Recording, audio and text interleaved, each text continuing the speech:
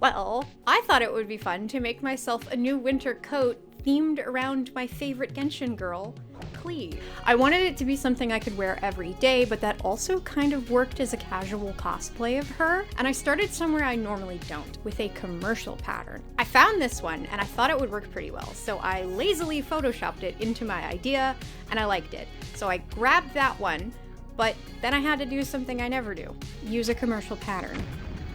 So I don't know if this is an unpopular opinion, but I hate commercial patterns. First of all, the paper is the devil. But mostly I think that learning to pattern yourself is a really invaluable skill, and if you only spend your time on commercial patterns, you're sort of robbing yourself of a skill that could really help you, especially in cosplay. Because sometimes you'll get lucky and you'll get characters whose designs can be just altered versions of commercial patterns, but a lot of times you need to do some weird stuff, and commercial patterns don't have anything weird in them. But because I want this to be easy, we're using Butterick B6497. The other thing I hate about commercial patterns is I don't like following directions, and pattern instructions are really confusing.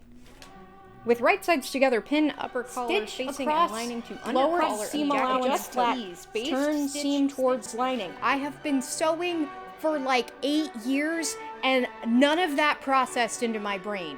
But what my brain can process is cutting out these shapes and figuring out how they go together, and that's kind of all you need. The one very nice thing that I do actually really like about commercial patterns is you get this lovely little chart that shows you exactly how much fabric you need. So I got 2 yards. I hadn't picked this up yet. I suspect that Fabric Wholesale Direct was cutting fur before they cut my wool, and I just got lots of free fur scraps. So that's wonderful. Anyway, but also, I've never worked with wool before, so the likelihood that I mess something up is higher than normal. But I got 2 yards of red wool and 2 yards of burgundy wool, and I'm gonna show you how I'm gonna alter the pattern to have that little color block. So to alter the pattern to have the 2 different colors, I transferred the pattern to butcher paper so I can change it while keeping the actual pattern intact. I marked on the pieces where the split will be, and then I cut the pattern pieces apart. Now all I have to do is cut the tops out of burgundy and the bottoms out of red, and then I can sew each panel back together before sewing them into the coat. But now that there's a color difference, I do have to worry about the almighty blessed seam. Blessed seams is a term coined by my buddy Hey Lizard Lee. It's usually accompanied by this meme, and it just refers to a perfectly matched up 4-corner seam, which in the case of this coat will be super obvious if they don't match perfectly. The first one I did, I failed by like 2 millimeters. I had lined it up pretty good, but because of the thickness of the wool, it shifted right at the seam. So to fix that, I started my seam right on the hump, went all the way down, and then came back for the top half. And that worked really well. And I ended up with the whole back side of the coat having like 6 perfectly blessed seams. I hope I made you proud, Lee. But back to these... Just covered in this now. This is gonna be everywhere for the video. Pattern instructions really only give you 3 things. They give you what, when, and how. What, or determining what the pieces are, is just printed on the pieces, so we don't need this piece of paper for that. But the thing that really doesn't matter is when. Pattern instructions are really detailed and tell you when each piece is supposed to go together, but in reality, that doesn't actually matter. Fabric is easily manipulated and you are the manipulator, so as long as you know simple things like the body of the coat needs to go together before the sleeves go together, it doesn't matter when things go together. But how can be kind of important, because if you're working on a garment you've never really done before and your only hope is this, go find a video on YouTube of somebody doing it. There's a lot of sewing videos out there, I know, because I watch a lot of sewing videos. If you're like me and you don't process information like this very well, seeing it visually helps a lot. I know how I'm going to put this together, and I'm pretty sure I'm not going to use the instructions for any of it. I've never really done a coat like this before, but I'm just going to figure it out. So you might be like, hey, that fits pretty good. Well, the front panels aren't on yet. So So I've made this way too big. What has happened is, even though the pattern envelope lists sizes from 8 to 24, because I bought the Mrs. version, which I was unaware means that they only give you the top half of the size range, the size 14, which is not included in this pattern, is basically my measurements. But I was gonna make one size up anyway because it's a coat, but this is way more than 2 inches. Now the front panels do overlap each other, so I think I'm gonna be okay with just taking in the back, but I'm not gonna do that yet. I'm going to finish my other front panel, which means I need to do the scary thing of doing another inverted corner. This is what I get for not doing a mock-up. It's this. So inverted corners or pointed corners are just scary. If you do not hit them with every level of precision that you can muster, you're going to end up with a pucker. And this one isn't even done perfectly. And luckily, if you're doing an actual Klee cosplay, you kind of have an out because she's got a little line right underneath where they meet. What you could do is do a line of bias tape on the red piece and then top stitch them together, and that would hide everything and you wouldn't have to worry about doing a corner like this. But if you do have something where you need a corner like this is my best explanation of how to do it. So what I've been doing to line these up is I take my chalk, mark the seam allowance, and then I found that using a pin to pivot the corner helps line up the corner pretty well. Then you just pin one side together and take it to the machine. Okay, so you want to start with the cornered piece, not the pointed piece on top, because it's easier to do the pivot that way. And I'm ignoring the corner I have to do up here because I'm going to do this one first because it's more important, and then I'll come back and do that one. So I'm going to follow my chalk line all the way down to the point, and I'm going to stop right here. Okay, once I'm on the point, I'm going to lift up.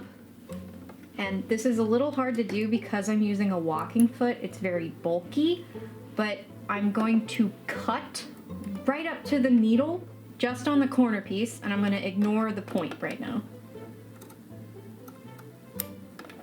See? So for the first piece I did, I actually took everything off the machine because I did the pointed piece on the top, but if you do the corner on the top, you can easily do this. Once this is cut, we're going to pivot everything. Mostly just pivoting this. It's going to bunch up here, and you're going to go back down once you have that in a good spot, and sew right back up. And now we get to see if we did it. There we go. Nice and clean. Now for this one, I'm going to do the same thing. So now I'm going to take it back over here. I'm going to sew up to the line. I'm going to stop and pick up, cut, come back over here and pivot this whole thing. And when you're pivoting this, you're basically only scrunching and pivoting the top piece while the bottom piece stays stable, and you want to get the bottom piece as flat as you can because that's going to help it not pucker. We got that one too! Yay! So the pattern calls for a full lining, but I don't have enough stash fabric right now to do a full lining, so I did a partial lining just on the front 2 panels, which I cut from an old IKEA pillowcase. I needed to at least do the lining on the front panel so that the front of the coat where the buttons go has a nice clean edge. Okay, so as expected, it's way too big. But that's alright. Too big is always better than too small. And I think I'm gonna be able to get away with taking it in at the sides, which is great because then I don't have to mess with the back at all. And that's important because if I were to take it in at the back, it would affect how the collar goes on. And since I already made the collar, that would be bad. So I'm gonna put it on inside out, and then I'm going to pin it on the sides, mark that with chalk, and then take that in there. To make sure I do both sides evenly, I take the offcut of the first side and use it to measure where I need to make the other side seam. I took out like 4 inches, and like I said, this was only supposed to be 2 inches larger, which I would assume came from me both not doing the recommended seam allowance of the pattern and probably also cutting the pieces too big. But I also recut the armhole because the top was also super bulky.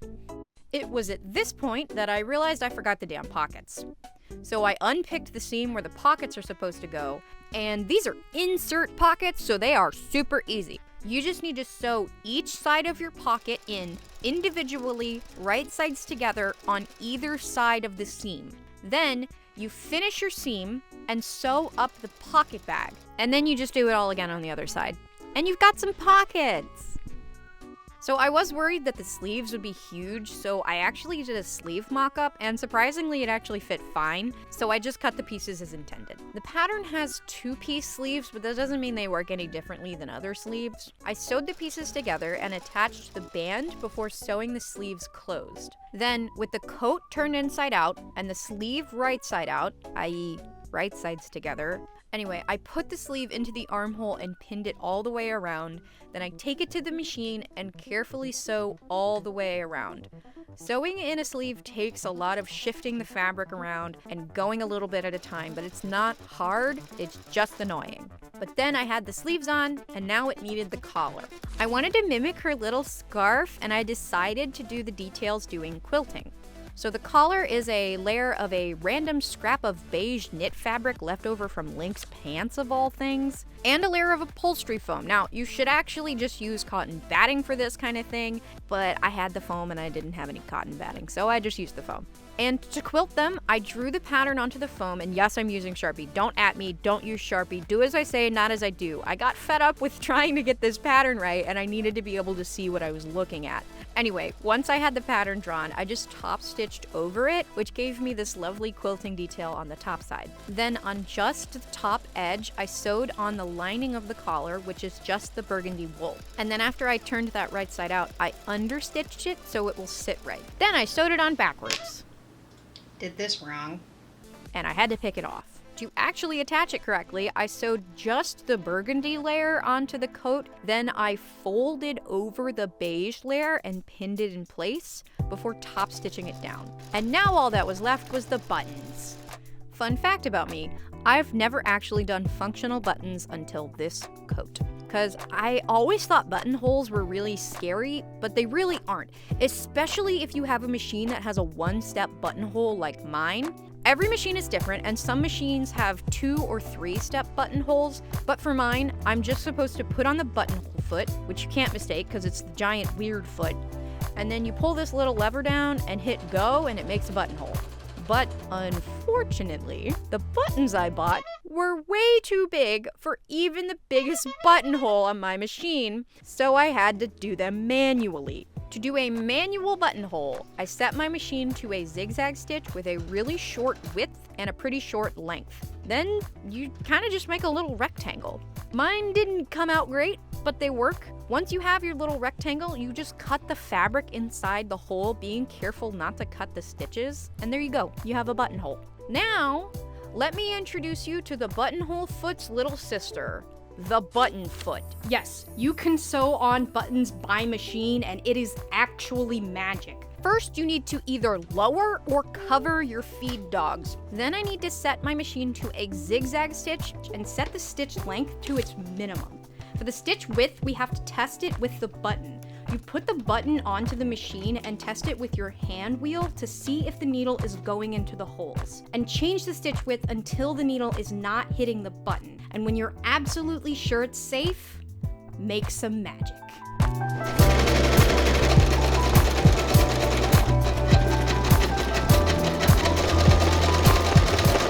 The button foot. These were my very first functional buttons, and I absolutely love them.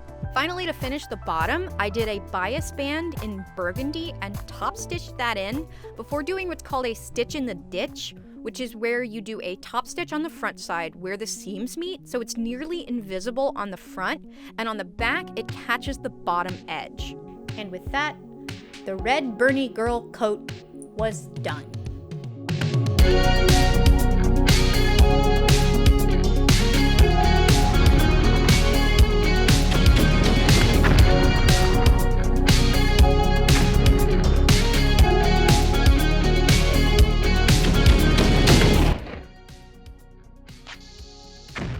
Did I make something Klee themed just so I could use the fire effects pack I have? Yes, I did. But I love this coat, okay? It got the essence of Klee without even being like overtly a cosplay piece, and I love that. It's also very like red magey, which is what I want all of my wardrobe to look like, so I'm happy. I hope you liked this video, and if you want to make this exact coat, you absolutely can. I do not claim any design rights to it. I will have links to the fabric I used in the description as always, and don't forget to subscribe for the little animated girl, hit the bell notification for the camel, and argue in the comments on whether the buttonhole foot or the button foot is cooler, because that drives engagement. Thanks for watching. Bye.